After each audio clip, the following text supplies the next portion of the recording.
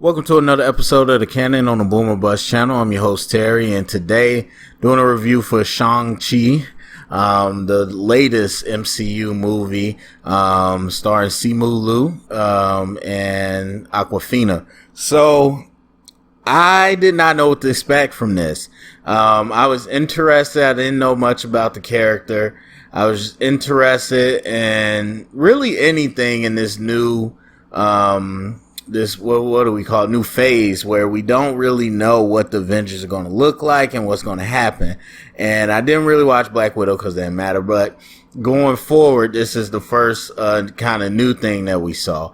And so the one thing that was kind of worrying me was Simu as the star, because I ended up watching Kim's Convenience over the summer, and I love the show, but if you know his character, it just made it hard to think about him as a lead and action star. But I would say the thing that really surprised me was kind of how just low key he was as a character. And even to the point, I think it worked, but it was a point where you kind of didn't really believe he was that same kid that they were showing. I don't know. It was just, he seemed so naturalized as just this kind of goof off American with Awkwafina, which made their chemistry great, that it just a little bit in the back of my head, I'm like, okay, is that really the same guy?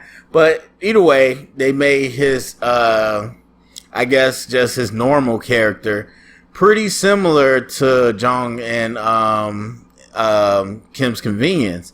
And so it actually worked out pretty well. He had, I think, some of the similar just personality and kind of, just his overall mannerisms and tone and all that was kind of the same. So it really worked. But I think what made this movie so strong, at least in terms of Shang-Chi, was that when he did fight, it was no other way to look at it. And from what I understand, Simu did a lot of the stunts and a lot of the fighting, and he does have kind of that background. And so but either way, it looks so good and it's so compelling that it doesn't really matter what he says, how goofy he is, because when he clenches the fist and starts going at it, it's legit. And so I was really surprised to have that feeling, because I came into it just really worried that it would take me out of the movie. But he pulls it off as just kind of the everyman with Awkwafina, and he pulls it off as the action star. Now, when we're talking about just serious moments, or I don't know, just kind of being the dude, I don't think this character, they set him up to be that, and I hope there's no point where he is that, because then that's when I think it'll fall apart. But in this particular movie, he didn't have to do that. He didn't have to really have, all the gravitas, because honestly, his dad had all that. I forgot what his actual name, but the Mandarin, he was the one that really commanded the screen whenever he showed up. And so obviously going forward, you won't have his dad, but I would just say, I think it's Tony Leung. He was great. He was so good. And his character is a small, example of what made this movie so strong. And that was the characterization and the writing for these characters. And I would say specifically the characters. Now, the lore was kind of loose, especially with the 10 rings. Now, we find out at the end that it was loose on purpose, but even still, some of the stuff they talked about and the way they introduced the creature from and whatever it was called, and the dragon, and a lot, I wouldn't say the raw was amazing, but the characterization, that writing was great. And it was mainly centered around the Mandarin, who you really went on a journey with. And I usually don't like a bunch of flashbacks. I usually like when flashbacks are done kind of in a nice little heap, and then get us to where we gotta go. I don't like the switching back and forth, but I thought they did a great job with this movie, and each one kind of made sense and built on each other. And that was a little bit towards the end where they kind of did that thing where they cut off part of the flashback and then came back with the continuation of the rest of the scene. I was like, I don't know if I needed that. But either way, my point is what they did with the Mandarin was so good using the flashback, because you really saw this journey, and you start off with very much what you thought it would be. Oh, I'm just power hungry. I'm evil. And it was just like, okay, here we go. But then he falls in love. And I think the part that really turns it is when he decided to put down the rings, because we didn't know that until later. And that's why I would say the flat job of showing us information at the right time, because we knew that he got together with the mom and she left the village. But we didn't know he put down the 10 rings and tried to go straight. And so we were just wondering, because they build this whole thing up where after she died, it was all different. After she died, it was all different. And it really felt like, okay, this is kind of empty writing. But then they pay it off later when they show you he put down the rings and what happened to her and how he responded. And it was really good, because I was sitting there at one point in the movie, after he put down the 10 rings, and this was obviously again before they show what happened to the mom. And I was like, yeah, right. This man has been doing the dirt for thousands of years. If he ever put those rings down, he would have 100 people trying to come test him.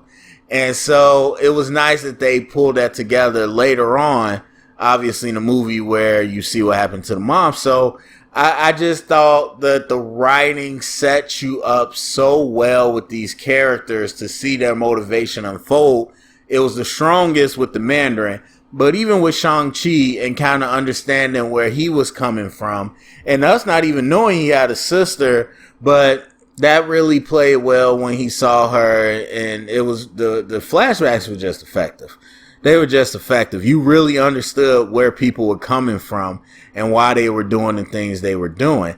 And so when they finally, meet up now, it still don't make sense that like his crew came after both kids and he was like, oh, I want to bring y'all back to unite us all with your mom.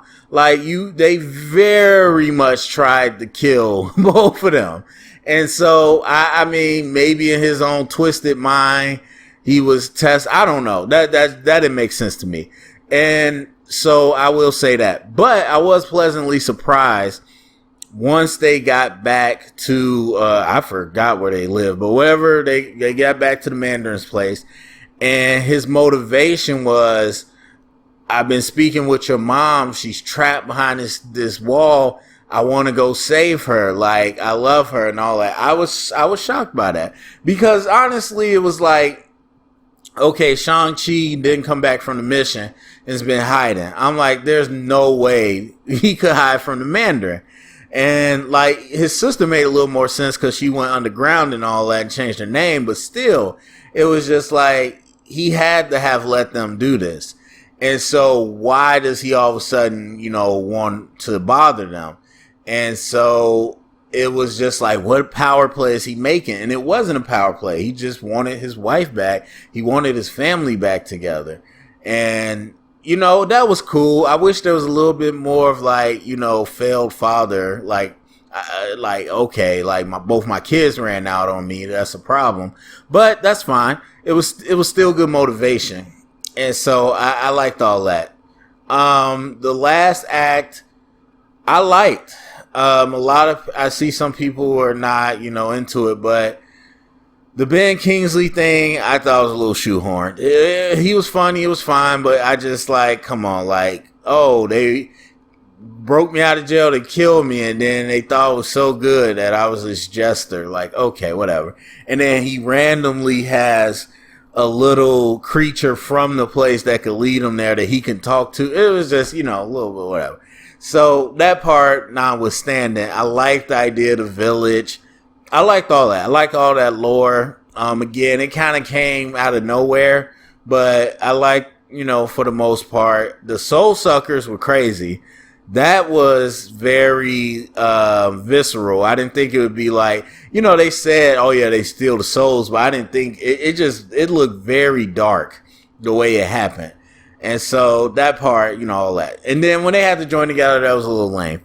But overall, I like that. And like I said, it's going to be the closest we get to an Avatar: The Last Airbender live action. Because there was definitely those elements to it.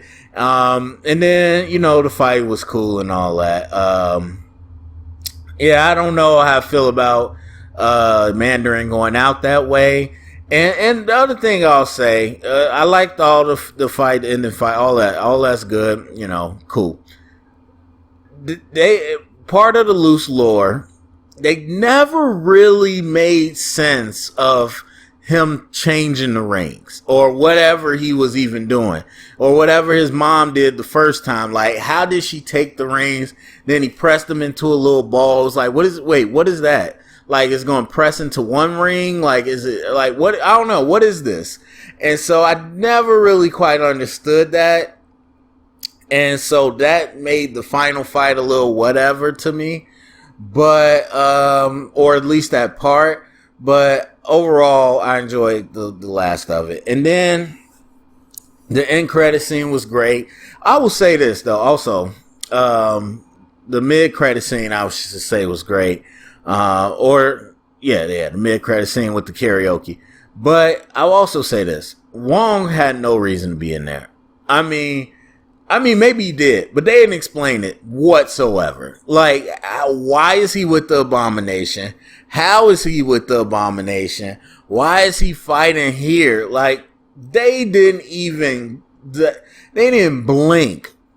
And so, like, while I love Wong singing karaoke with them, that's all funny.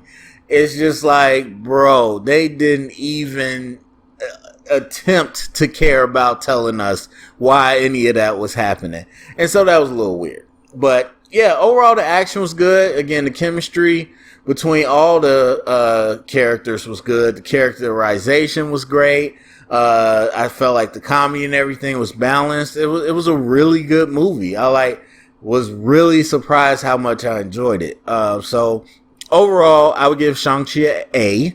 And yeah, that's it. So go to the comment section. Let me know what you think. Share it around, get the conversation started. Thumbs up, subscribe. And remember, if you heard it here, it's official canon.